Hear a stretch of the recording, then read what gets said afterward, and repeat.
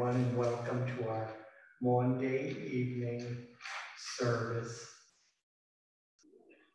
As you may have read, Jesus said, "But I am giving you a new command, a new mandate," from the Latin for mandatum, or so I believe, from which we get the word Maundy.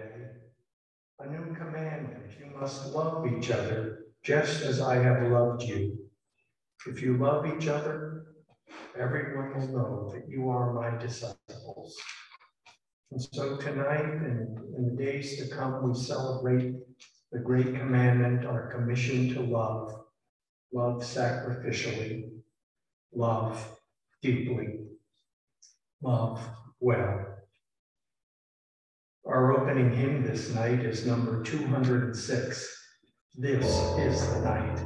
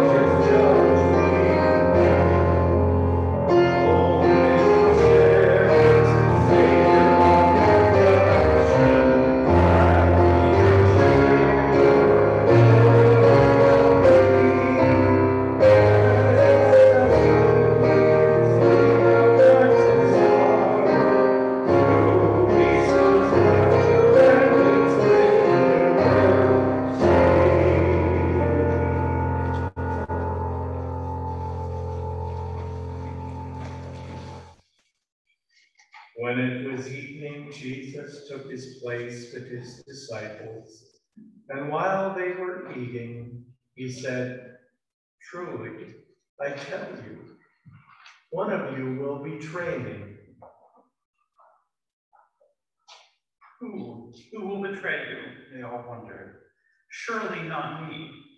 Tell us who, Jesus. The one who dips his hand into the dish with me. But that's all of us. We've shared this common meal.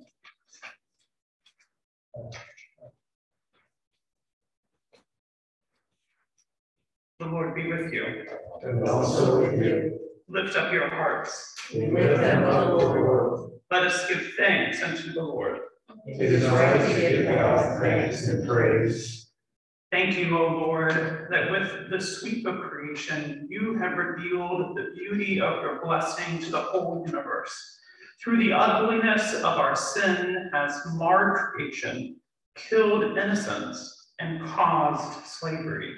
You make and keep covenant with your people, leading us from bondage to freedom, and send us prophets to call us back to your ways of justice and peace for all. May you be praised, O Lord our God, ruler of the universe. You feed the world with goodness, mercy, and grace. Blessed are you, O God, for our beloved brother Jesus, who came to show us the way, the truth, and the life, so that we might share in your blessing and live in your abundance forever and ever. When we were hungry without food, you fed us. When ignorant, you taught us. When we were sick, you touched us with healing. When enslaved to demons, you freed us. He embodied your sovereign rule all the way to certain death by empire, yet he did not back down. Amen. Let us sing hymn number 518, Your Only Son.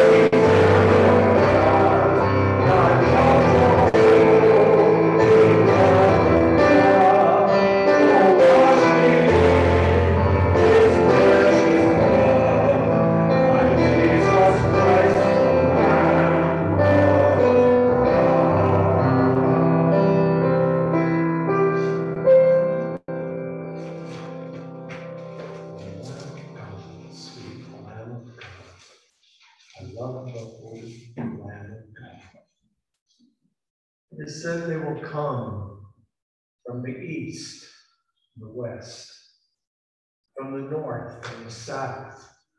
They will come from all directions to sit at the table of the Lord. And so we come tonight from all the different directions of the compass, invited to this table. We come as brothers and sisters, as daughters and sons, as sinners forgiven and loved. And so we come.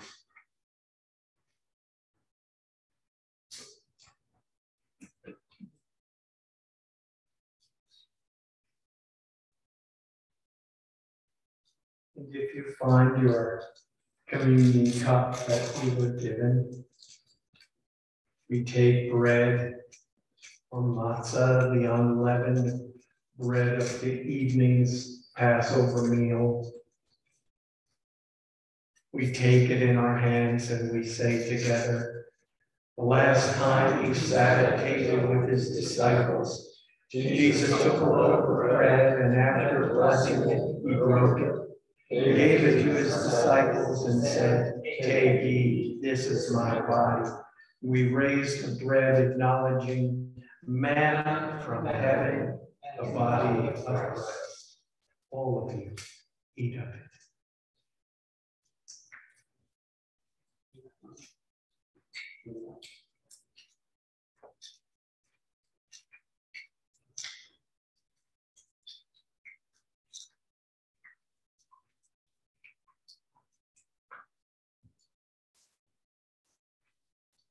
And after partaking, they took the cup, saying together, "Thank you, Lord, that after eating together, you took a cup and gave it to your friends, saying, 'Drink from this, all of you. This is my blood of the covenant, which is poured out for many for the forgiveness of sins.'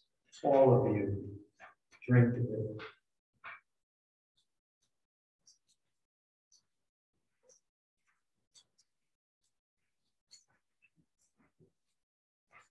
And we say, "The cup of salvation and the cup of the covenant in Christ's blood." Another hymn, 520, Taste and See.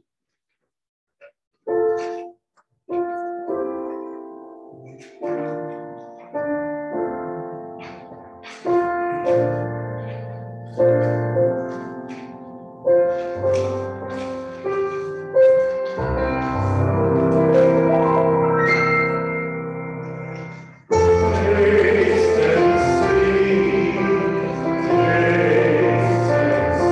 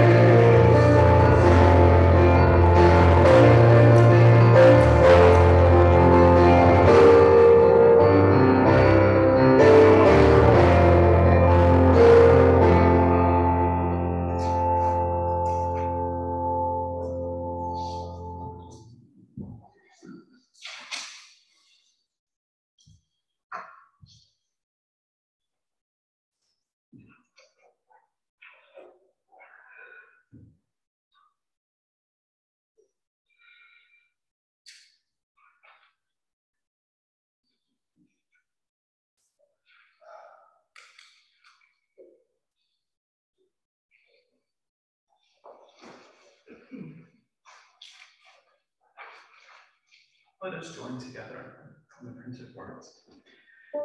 Send forth your Holy Spirit now, pray.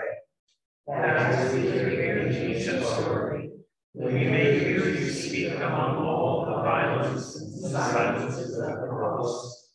Keep us all one, even as you prayed, we would all be one.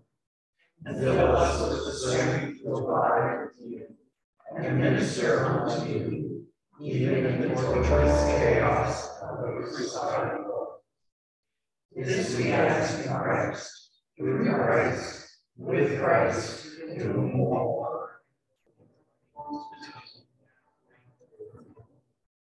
Amen. Friends, as we begin our Tenebrae Service of Shadows, I invite you to put your bulletins aside and allow the words to speak to you tonight.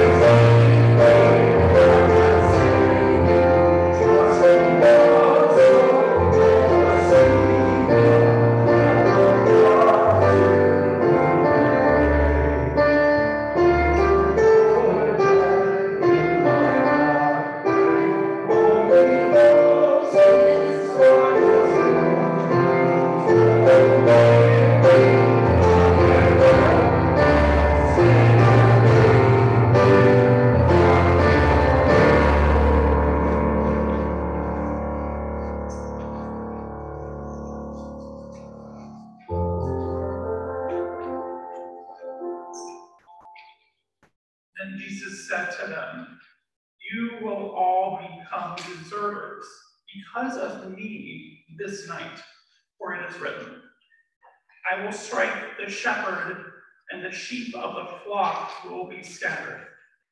But after I am raised up, I will go ahead of you to Galilee." And Peter said to him, "Though all become deserters because of you, I will never desert you." Jesus said to him, "Truly I tell you, this very night, before the cock crows, you will deny me 3 times. Peter said to him, "Even though I must die with you, I will not deny you." And so said all the disciples.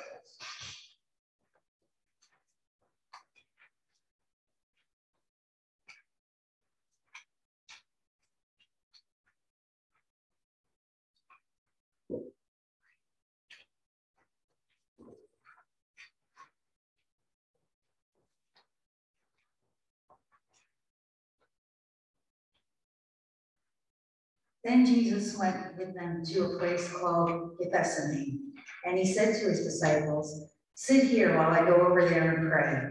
He took with him Peter and the 2 sons of Zebedee and began to be grieved and agitated. Then he said to them, "I am deeply grieved, even to death. Remain here and stay awake with me." And going a little further, he threw himself on the ground and prayed, "My Father, if it is possible, let this cup pass from me. Yet not what I want, but what you want." Then he came to the disciples and found them sleeping. And he said to Peter, "So could you not stay awake with me 1 hour? Stay awake and pray that you may not come into the time of trial. The spirit indeed is willing, but the flesh is weak." Again he went away for the 2nd time and prayed, "My Father, if this cannot pass unless I drink it, your will be done." Again he came and found them sleeping, for their eyes were heavy.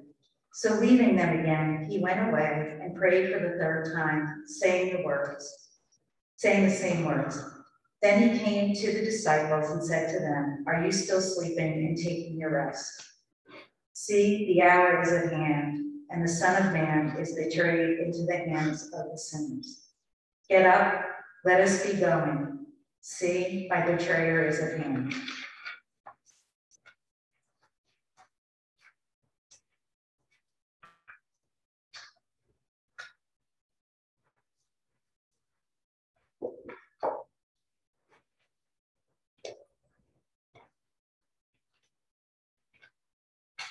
While he was still speaking, Judas, one of the 12, arrived. With him was a large crowd with swords and clubs from the chief priests and the elders of the people. Now the betrayer had given them a sign, saying, "The one I will kiss is the man, arrest him." At once he came up to Jesus and said, "Greetings, Rabbi," and kissed him.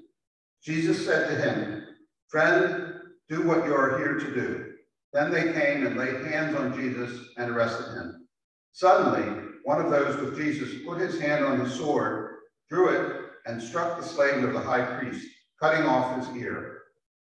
Then Jesus said to him, "Put your sword back into its place, for all who take the sword will perish by the sword. Do you think that I cannot appeal to my Father, and he will at once send me more than 12 legions of angels?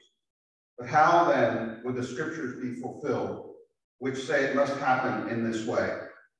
At that hour, Jesus said to the crowds, "Have you come out with swords and clubs to arrest me as though I were a bandit? Day after day, I sat in the temple teaching, and you did not arrest me. But all this has taken place so that the scriptures of the prophets may be fulfilled." Then all the disciples deserted him and fled.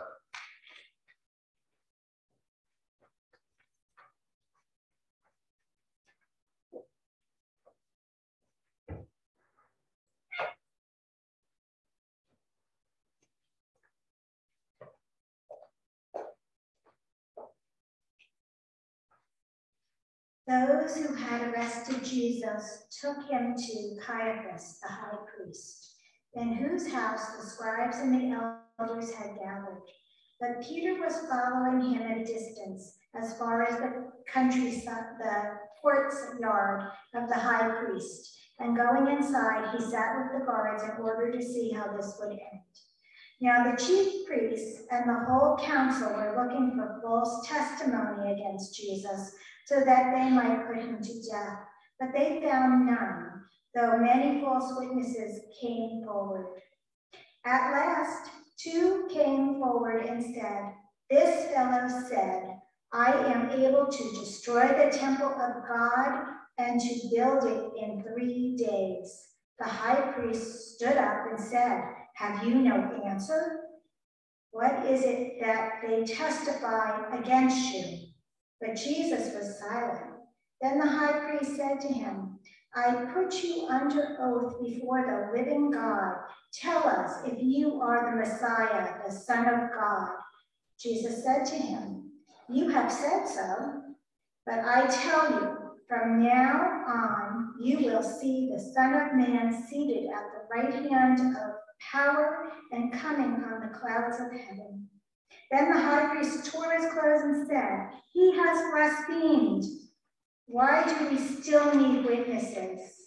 And you have now heard his blasphemy. What is your verdict?" And they answered, "He deserves death." Then they spat in his face and struck him. And some slapped him, saying, "Prophesy to us, you Messiah, who is it that struck you?"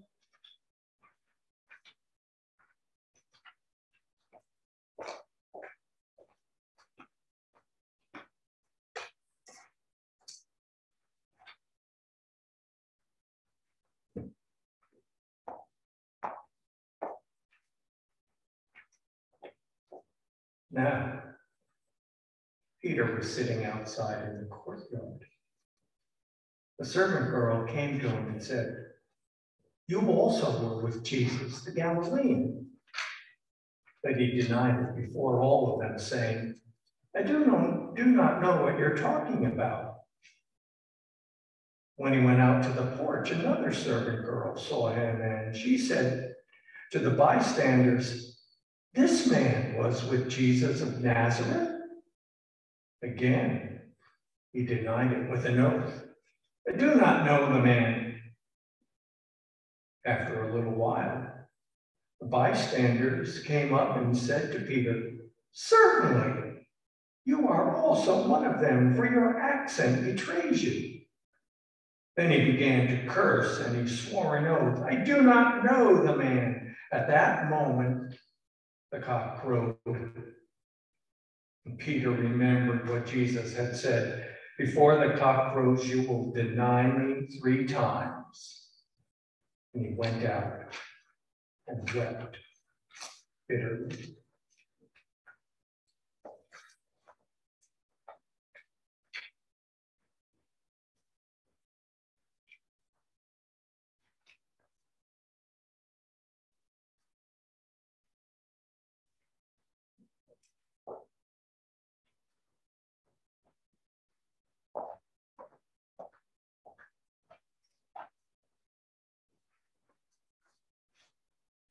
When the morning came, all the chief priests and the elders of the people confirmed together against Jesus in order to bring about his death. They bound him, led him away, and handed him over to Pilate, the governor.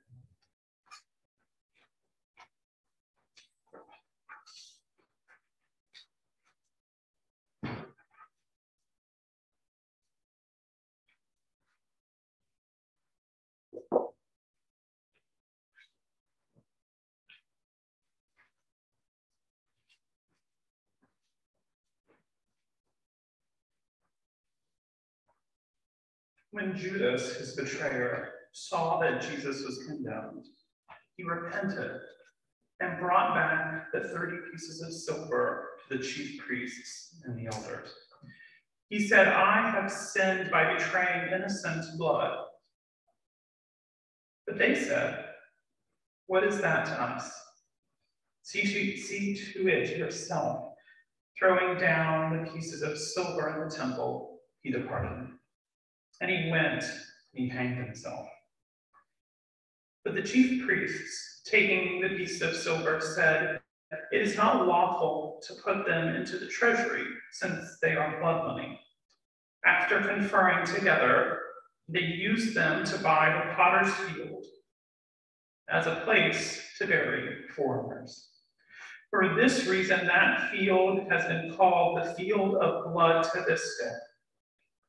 Then was fulfilled what had been spoken through the prophet Jeremiah.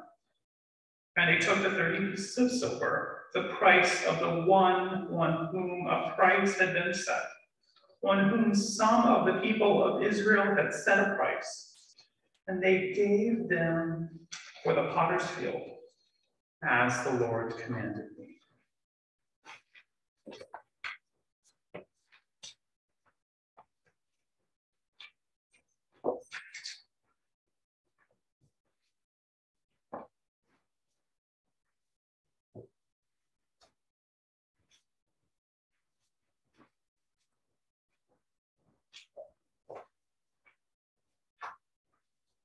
Now Jesus stood before the governor, and the governor asked him, "Are you the king of the Jews?"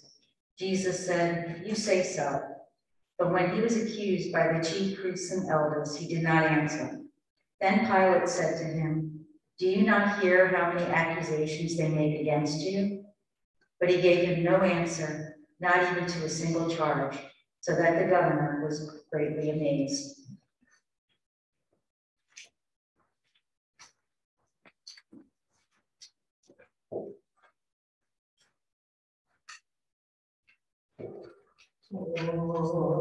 Holy Jesus, how hast thou offended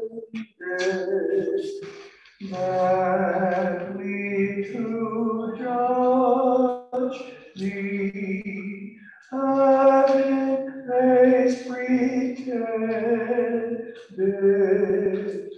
by most derided, by thine own rejected. Almost afflicted.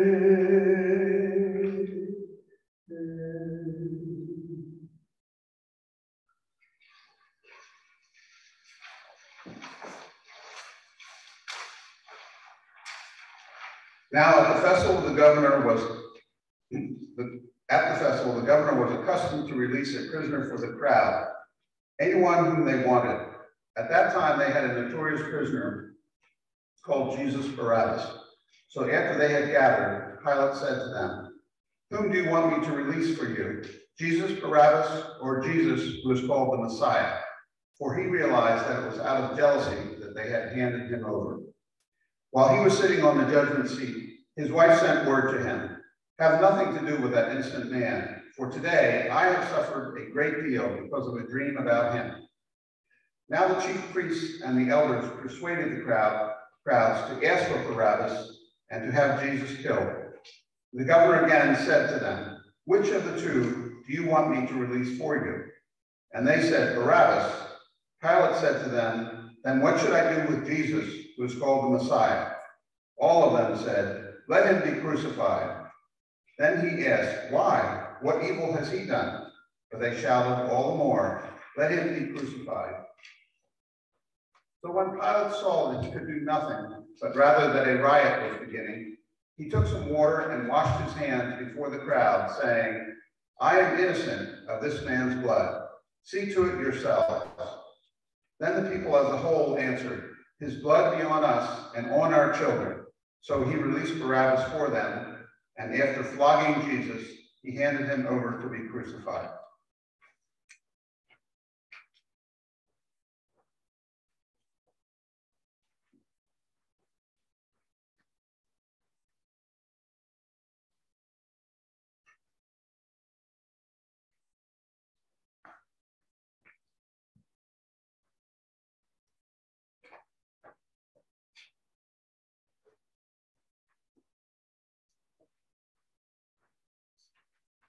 Then the soldiers of the governor took Jesus into the governor's headquarters, and they gathered the whole cohort around him. They stripped him and put a scarlet robe on him, and after twisting some thorns into a crown, they put it on his head. They put a reed in his right hand and knelt before him and mocked him, saying, "Hail, King of the Jews!" They spat on him and took the reed and struck him on the head. After mocking him, they stripped him of the robe and put on his own clothes on him. Then they led him away to crucify him.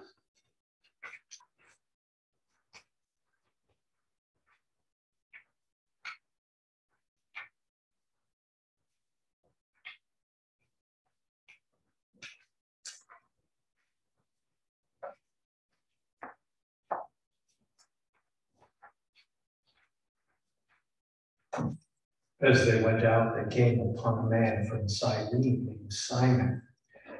They compelled this man to carry his cross, and when they came to a place called Golgotha, which means place of a skull, they offered him wine to drink mixed with gall.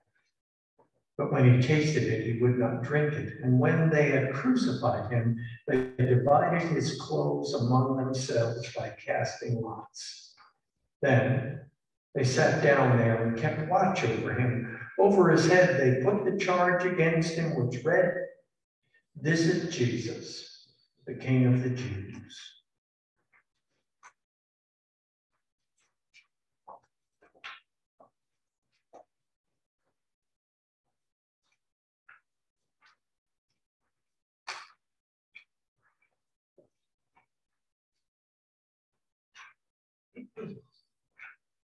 Who has believed that we have heard, and to whom has the arm of the Lord hath revealed?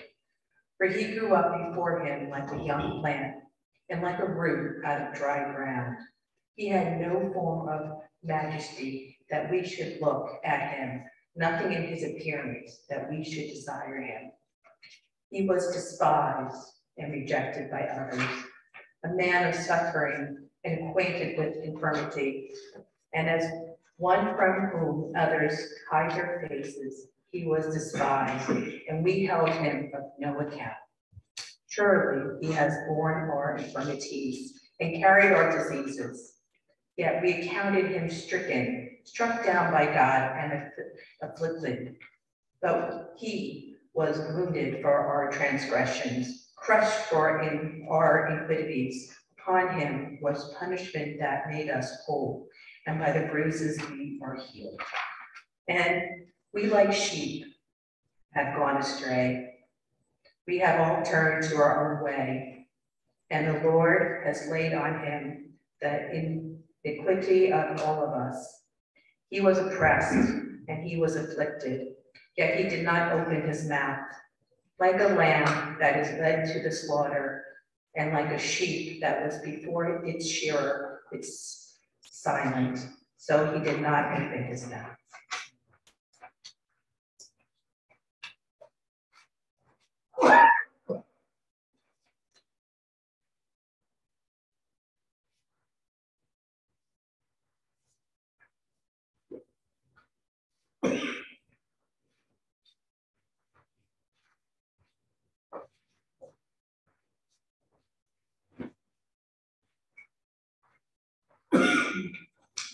Then 2 bandits were crucified with him, one on his right and one on his left.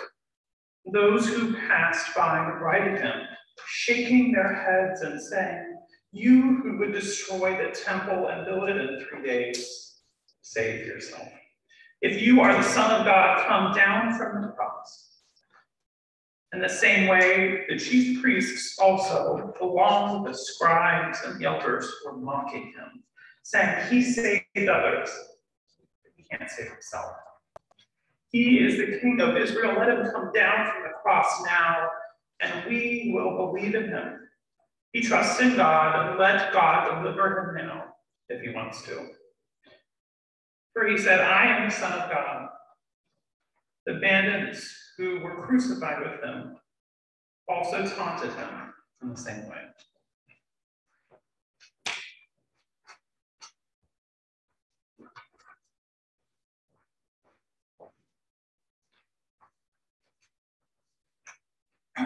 From noon on, darkness came over the whole land until 3 in the afternoon. And at about 3 o'clock, Jesus cried with a loud voice, "Eli, Eli, lama sabachthani?" That is, my God, why have you forsaken me?"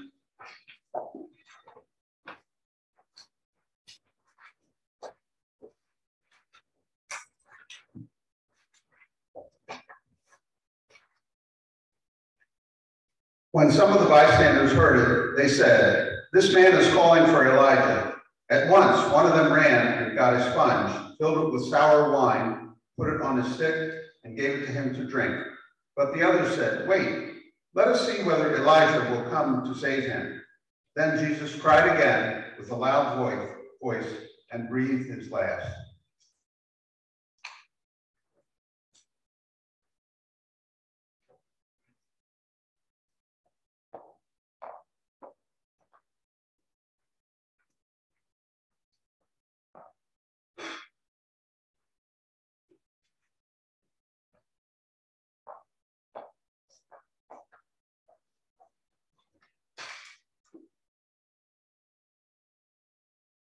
Lord, why have you forsaken me?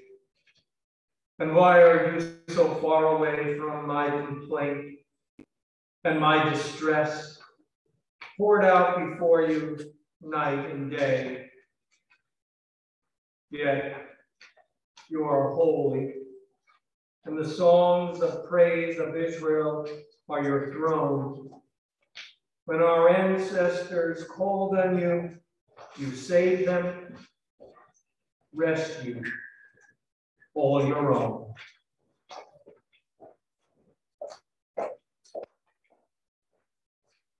At that moment, the curtain of the temple was torn in two from top to bottom. Then comes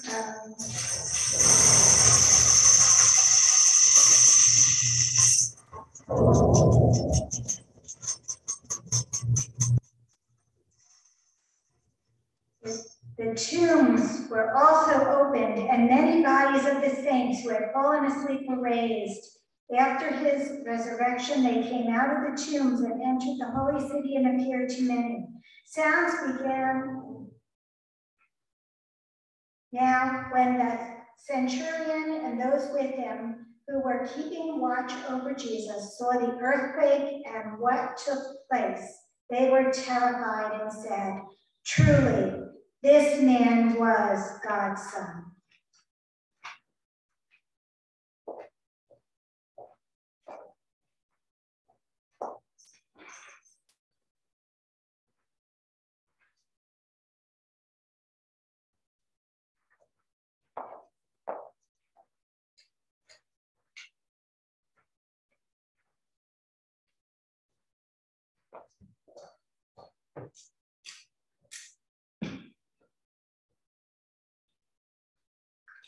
The true light that enlightens everyone came into the world through Christ.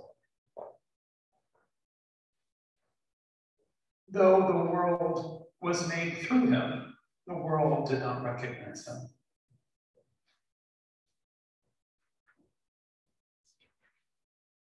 In him was life, and his light was the light of all.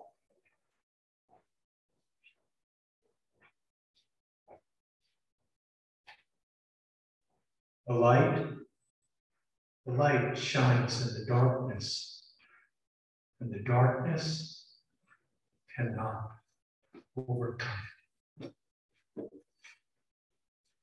Our service is ended until Sunday morning when we gather to celebrate the resurrection. Go in peace.